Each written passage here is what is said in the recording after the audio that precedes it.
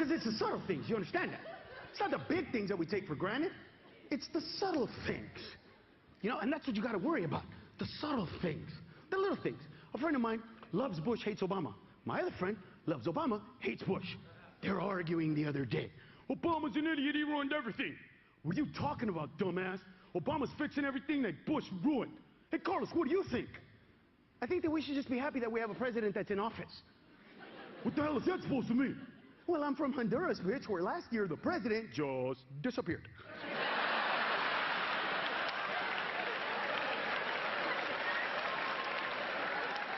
The whole country woke up one day and went, what happened to him? I don't know. Last night he was right there, right there. Pero today he's not right there. I don't think he's coming back. Because you gotta have perspective. And that's the problem. That people hear a whiny thing and they want to go with it and see in perspective. Get the perspective. Do you want me to tell you our country's great? Do you want me to tell you when we know that our country sucks? That's when Cubans in Miami go to the beach, get in the water, and swim their ass back to Cuba. That's when our country sucks, right? That's when we suck. When there's a bunch of people in the water going, Fidel, Fidel. And you know who taught me to see this way? My dad. Because my dad's a badass. My dad's a real dude. My dad doesn't play games. He's just an honest guy. You know what I mean? First of all, my dad was born in Honduras, orphaned at the age of 4, okay? The man worked for money since he was 6. The dude didn't wear shoes till he was 12. He immigrated to America, moved all his family, us, to East LA, where all the Mexicans treated us like crap because they would say, and I quote, hey, you're from farther.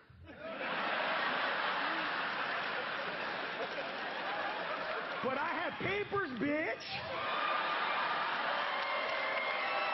I win. I win.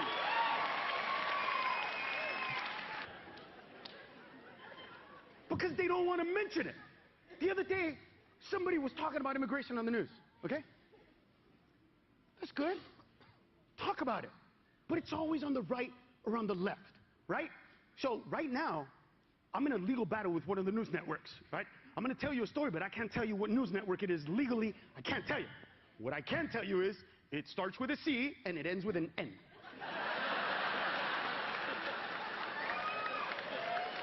See? You know, some of you are like, C-SPAN, C-SPAN, bet you it was C-SPAN.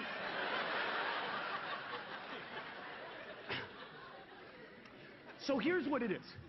They call you from these news networks, right? And then they say, hey, which side are you on? Like, what do you mean, which side am I on? And then they throw things at you and you end up having to defend things that you don't believe in because you chose a side as opposed to talking about a subject.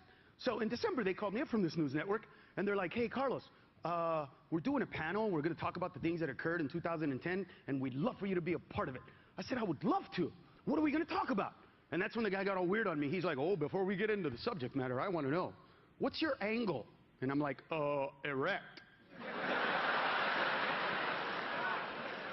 No, where are you coming from? My house. Are these the questions? Because I'm going to kick ass in this interview. And he goes, all right, let me clarify. Are you a Democrat or a Republican? I'm neither. Well, why not?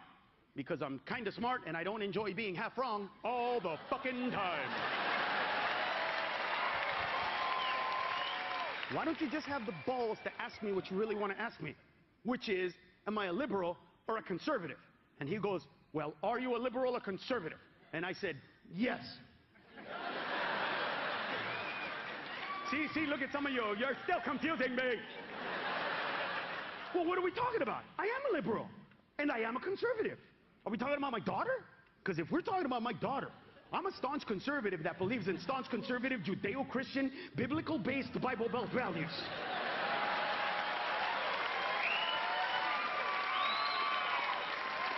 But when it comes to your daughter, I'm a liberal.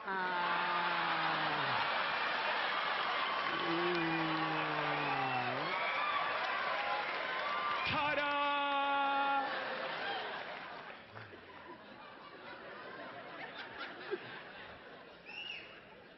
So I'm watching this guy, right, on the news.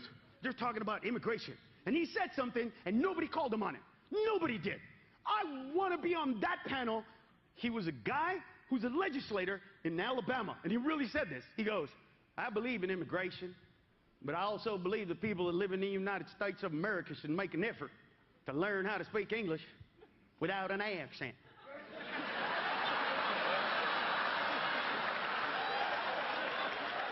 Even my dad was like, what the fuck did he say? I don't know. How do you talk smack about how other people speak English when you just got hit by a tornado? Are you kidding me? Are you kidding me? I don't get it. And I don't get the fact that when it comes to immigration, we're not real about this. Look at who we've become. Carlos, immigration is an issue and immigrants are everywhere. How do we get rid of them? Why are they here? First of all, immigration is an American problem. Do you understand that? We created it. We caused it. Not illegals. Yeah, but why are they here? Well, why don't you stop giving them jobs, bitch? That's why they're not. That's it. Stop giving them jobs and they won't stay. It's that simple. But you see how a lot of you are like, it's more complicated than that. And you know why you believe that? Because you watch the news and you see all these people complicating a very simple issue. I'm telling you straight up, no work, no illegals. I have proof, okay? The majority of illegal aliens are from Mexico. Mexico borders the United States of America on the north. But on the south, it actually borders El Salvador and Guatemala. Interestingly enough, neither El Salvador nor Guatemala happen to have a fucking immigration problem. You know what else they don't have? Work. They don't have work. And you know at least one Mexican went down and came back to Mexico and went, wow, don't go down there. You ever heard of a Cuban swimming to the Dominican Republic? No work, no illegals. Well, what do? We say things that don't make sense. Do you understand how stupid we sound on the news? To anybody who even knows a little bit about our history, when we say things in America like, I don't mind immigration, but I do mind illegal immigration. No, you don't. We're America. Every beautiful thing that we have in this country was built illegally. This is not me saying this as a beaner. I'm saying this as an American who accepts the reality of who we are. White people, when you landed on Plymouth Rock, you did not have a visa.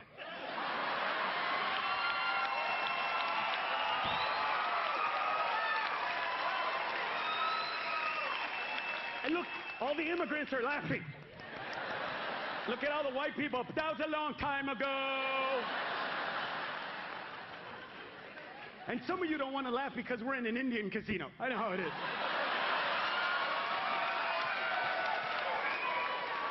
It's okay. All the Indians are like, tell it like it is, Carlos, tell it like it is. First of all, let's be real. We don't care about Native Americans in this country, okay? And see how some of you are like, yeah, you do. No, you don't. There is not a person in this room that after the show, you walk out of that casino and hit the jackpot, not one of you bitches would give the money back to Geronimo and apologize for taking his shit. None of you. And you know what? Neither would I. I'd be counting my money like this. 1 little, 2 little, 3 little, 100, 4 little, 5 little, 6 little, 100, 7 little, 8 little, 9 little, 100,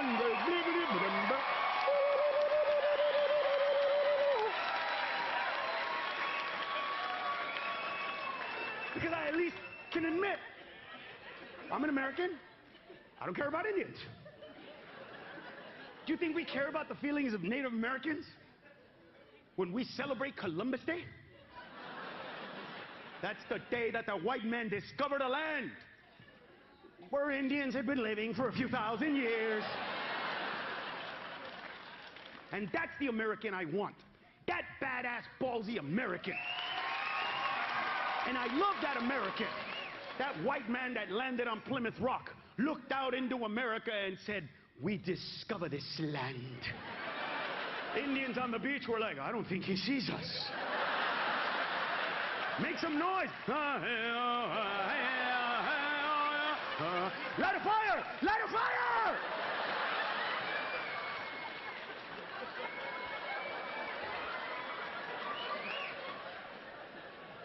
Instead, what do?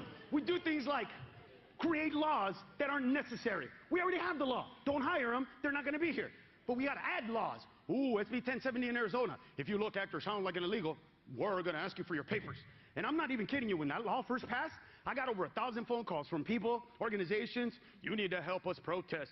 You need to boycott Arizona. I will do no such thing. I love that law on a personal level because my brother Joseph, who annoys me to no end, because how can you live in America for over 45 years and still say, how are you? I don't understand it. I don't get it. And that dude moved to Arizona 3 months before the law passed. And I gave him the down payment. I knew it was going to happen. Because people, he doesn't even try. Whatever you think about me, people, I try. Yeah, 1992, I saw myself on HBO. I did a joke where I went, oh, come on, Holmes. You don't need the penis. I went, oh, my God. That accent's not going to sell any tickets outside of Los Angeles. So I bought these enunciation tapes, and I'm at home trying to be a good American going, 10 dwarves took turns doing handstands on the carpet. Yeah. My brother Joseph walks in. Hey, everybody, we're going to celebrate tonight. I passed the test. I become a citizen of the United States.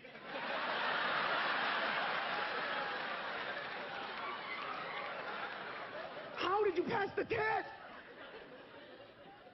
Was there not a verbal portion of this exam? He looked at me right in the face and went, igual, sí, they give it to me in Spanish.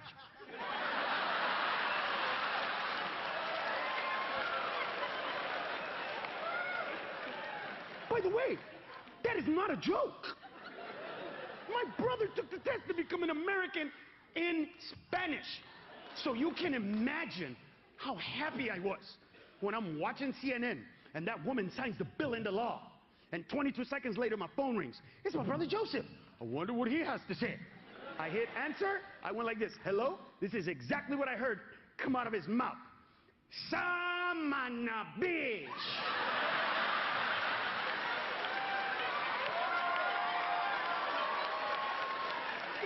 You know they're going to ask me for my papers. Ironically, my brother really is an American citizen. But he is afraid that they're going to ask him for his papers. So he goes around town with an American passport in his pocket out of fear.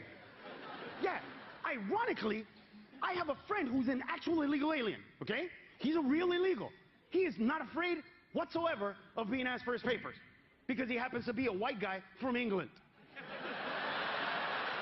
Yeah. And he lives in Scottsdale, Arizona. So when the law passed, right, 2 weeks later, I go visit my brother. I call my friend. I'm like, you want to have lunch? He says, yes, we're having lunch. I look at him straight in the face and go, hey, man, what are you going to do, bro? SB 1070 passed, and they're looking for illegals. You going to move out? You going to go to another state? What's going on? In the calmest voice, he looked at me right in the face and went, well, that law is not for me.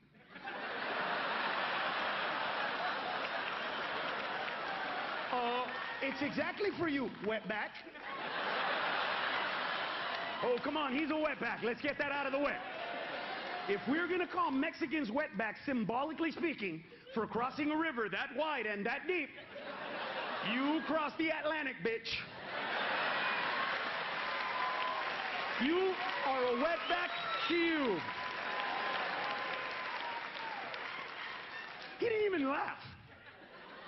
He just looked at me right in the face and went, Carlos, look at me. Do you honestly believe that the police would ever ask me for my papers? No, I don't, you son of a bitch. I hate you. God, I hate the truth. Because at that moment, I realized that if him and my brother were to get into an altercation, you know what I mean? And the cops show up and they're like, break it up right now, you're both going to jail. I need to know why this went down. What's your side of the story, sir? All right, officer, I'll tell you what happened. I was walking down the street, minding my own business. When from one across the street, I had this bloke yell out, show your papers. So I came across the street and showed him the same respect he showed me by punching him in the face. That's how this started on my behalf. I understand why you did it, sir. What about you? What's your side of the story? Okay. I'm gonna tell you the truth. Right, show me your papers first, so please. Okay, that's bullshit, that's bullshit! He was talking funny too, okay? He was talking funny too. And sometimes he drive on the wrong side of the street. Ask him about that. Ask him about that. See, look at some of you. Was he dyslexic? Whatever, let's just move on.